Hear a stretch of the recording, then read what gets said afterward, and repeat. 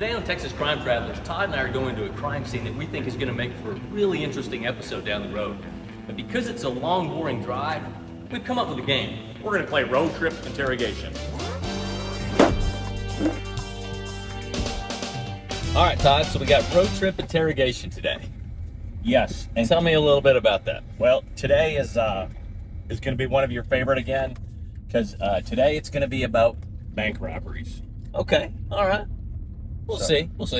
First, it's kind of unique to talk about. For a long time, the FBI really didn't have jurisdiction in bank robberies. That's true. Yep. It probably wasn't until, the late 1930s or early 1930s? It was around 1935 or so. For our viewers, we'll define a bank robbery, and that's the criminal act of stealing from a bank, specifically while bank employees and customers are subjected to force, violence, or a threat of force. Okay. Yeah, that sounds about right. Okay. All right. So here we go with question number 1. Hit me. Who said the following? All my life, I wanted to be a bank robber, carry a gun, and wear a mask.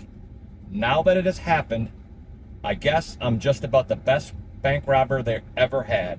I am sure happy. I'm going to go with John Dillinger. You are correct. John Dillinger. All right. Here we go with question number 2. How many banks is John Dillinger accused of robbing? I think the number's like 11. 24 banks and 4 police stations. Oh wow. I think that 24 is a little bit elevated. The Dillinger gang was blamed in a lot of robberies that there's just almost no way they were a part of. But I want to say the number of absolutely confirmed bank robberies is around 11, maybe 12. Okay. Just a side question here. Why do they rob police stations? So they rob police stations to get ballistic vests, to get Thompson submachine guns, ammunition, pistols. Okay. Yep. Makes sense. Question number 3. When was the first bank heist in the United States? The first bank heist. I'm gonna say it was in around 1866, in Clay County, Missouri. Well, the answer is the City Bank of New York took place on March 19th, 1831. Wow. Okay. It was a bank in New York, and the burglars used a set of copy keys. They had copied the keys. Okay. And they came in the bank overnight. Okay. And stole about $245,000. Okay. Which today, I guess they estimate that to be about $52 million. Wow, that's big. That's a big haul. So actually, you said a bank heist, right, or bank burglary rather than a bank robbery. Okay. Yeah, I think a lot of people call that more of a burglary than it actually was as a theft. Yeah. Or a robbery. Right. Question number 4. What outlaw gang robbed the most banks? Boy, I'm going to say the James gang. The Newton gang. Okay, the Newton boys. Yeah. From 1919 through 1924, they robbed dozens of banks. It's been unconfirmed that they robbed 87 banks. Okay. But it's confirmed that they've robbed 6 trains. Yeah. So, there was a movie about it's called The Newton Boys a few years ago. I think Matthew McConaughey was in it. I mean, they were little Texas boys, right? And there's actually a kind of a legend about some buried money that they had stolen that was never accounted for. It's still out there somewhere. So that may be that may be a future Texas Crime Travelers episode. That sounds awesome. Here we go. Question number 5. When was the first bank robbery that the robbers used a getaway car? First bank robbery oh man, wow! And this is going to be early on. This is probably not long after the car was invented. Somebody figured out a way to use it for a crime. Okay, so what is the question? What year? Or what? Or who did it? Or when was it? When was it? When okay. was it? I don't know on this one, but I'm just gonna guess and say around probably 1910. Close. Okay. It was August 29th, 1909. Okay. The robbers used a gun. They stole approximately $7,000 from the Valley Bank of St. Clara, and they used their automobile to escape. Okay. But you were close. You were 1 year off. Yeah. Question number 6. On February 16th, 1984, more than $160,000 was stolen from the Merchant and Farmers Bank and Trust in Leesville, Louisiana. How did the robbers flee from the bank? Okay, what year? This is 1984. 1984. How did they flee from the bank? The bank in Leesville, Louisiana. How much did they get away with? $160,000. $160,000. That's a pretty good take. Gee, how would they get away? I'm assuming it's something really unique. I'm gonna say helicopter. You are correct. Okay. Question number 7. On April 12th, 1957, $2,000 is robbed from the St. Clair Savings and Loan in Cleveland, Ohio. Okay. What was unique in the investigation of this robbery? Unique. St. Clair, Ohio, you said? Cleveland, Ohio. Cleveland, Ohio, 1957. Something unique in the investigation when they... Was this the first time they used a die pack? This is the first time the bank had security camera installed. Okay. This is the first known use of security camera video used to apprehend the bank robber. Okay. The robbers were captured shortly after the video was aired on the evening news. Okay.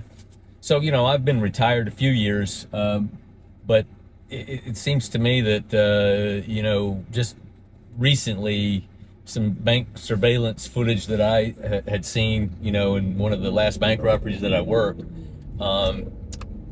it didn't seem to be much advance from 1957, to be honest with you. You would think it would be a little crisper and maybe, with a little more clarity, but no, it was Close-up. Okay, here we go. Question number 8. In what city was the last bank that Bonnie and Clyde robbed? And Stuart, you should know this. Okay, in what city was the last bank that Bonnie and Clyde robbed? Last bank that they robbed. What city was it in? Lancaster, Texas. The First National Bank in Stuart, Iowa. I told you should know that. That was a trick question. Yeah. Question number 9. How many people attended Bonnie Parker's funeral? Boy, I don't know. I don't know the number, Todd. It was a lot of people. I'd say 2,000 people. It was reported that approximately 20,000 attended her funeral. I've seen pictures, from it, and it's just this throng of people. All right, question number 10. In 1991, the movie Point Break took viewers from a bank robbery to the world of surfing. Yes. One character in the movie, an FBI agent, works undercover in this gang. What was the name given to the gang? Well, I know that the undercover FBI agent was Johnny Utah, and he played football at Ohio State. But the name of the gang, because the gang was led by Patrick Swayze. It's a great movie, by the way. Gary Busey plays the old-time grizzled FBI agent, and actually he wasn't real far off from reality in that one. Oh my goodness, it's something about the dead presidents or the retired presidents, something like that. I'll give you two. The ex-presidents? The ex-presidents. Ex-presidents, okay. The name was given to the gang because they wore rubber masks of Reagan, Carter, Nixon, and Lyndon Johnson. I know, wasn't one of them Jimmy Carter with the big horse teeth, Yeah, it was Reagan, Carter, Nixon, and Lyndon Johnson. Yeah, okay. They wore those masks when they robbed the banks. Yeah, because whoever wore the Nixon one, when he's going out of the bank, goes, "I am not a crook." Question number 11. What was the nickname of the violent bank robber Lester Joseph Gillis? Better known as Babyface Nelson. Correct.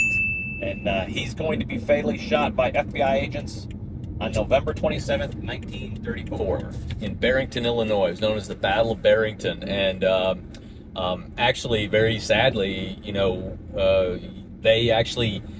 So it was Nelson and two FBI agents, Sam Cowley and Herman Hollis, and it was a gun battle. They kind of passed each other, is my recollection. They both stopped, started shooting at each other. Hollis, I think, was killed at the scene. Cowley was mortally wounded, but I think survived long enough to make it to the hospital. And then Nelson somehow got away, and his body was found the next day. So, they all basically killed each other in the gunfight. Question number 12. Who was Mary Evelyn Frenchetti? Well, is it Mary Ellen Frenchetti? And she also went by the name Billy. Yeah. Okay. I'm still not thinking that Mary Ellen is correct, but Billy Frenchetti was the girlfriend of John Dillinger. That's correct. Yep. That's correct. She met. I think her name was Evelyn Frenchetti. Okay. Yeah. And she met John Dillinger in Chicago at a cabaret called Barrel of Fun. That's right. Yeah, I'd forgotten that, but that's right. Yep. After his death, she actually gave a report to a magazine, and she described Dillinger this way: "There was something in those eyes that I will never forget. They were piercing and electric. Yeah. Yet there was an amusing, carefree twinkle in them too. Yes. They met my eyes and held me hypnotized." Yeah, so by all accounts, Dillinger had these very unique gray eyes, which, I think if you, when you hear gray eyes, that sounds weird, but if you actually saw them, they would be like a piercing blue color, like maybe a very light blue color. And by all accounts, Dillinger had, these unique eyes, but yet, going back to something we talked about earlier in this supposed imposter theory, at autopsy, Dillinger's body, the doctor said that the body had brown eyes. So, brown eyes, it's kind of hard to mistake light blue eyes and brown eyes. Even in the poorest of lighting conditions, I think those would stand out, So anyway, that's just another little mystery there about the Dillinger legend. Okay. And this girlfriend, Billy, she's in custody with the FBI when Dillinger is killed, correct? She is in custody. She's in custody. She was charged with harboring, and I believe by the time Dillinger was killed, she was already in prison because Dillinger gave some thought to actually breaking her out of prison. But she never gave Dillinger up. Is that correct? Never did. No. And by all accounts, it was a genuine love that the two had for each other. Well, again, I'm surprised on today's road trip interrogation at the amount of answers that you got correct. Well, I tell you, thank you. But I will say that there, talking further about potential Texas Crime Traveler episodes and Dillinger mysteries, Billy Frenchetti came from a reservation up in northern Wisconsin, and there's some accounts that there's buried money up there on the reservation somewhere. So that may be another episode. Yeah, we could head up there in the summertime. Yeah, definitely not in the winter. All right. Well, that concludes today's road trip interrogation. All right. Take care, guys. See ya. Stay tuned.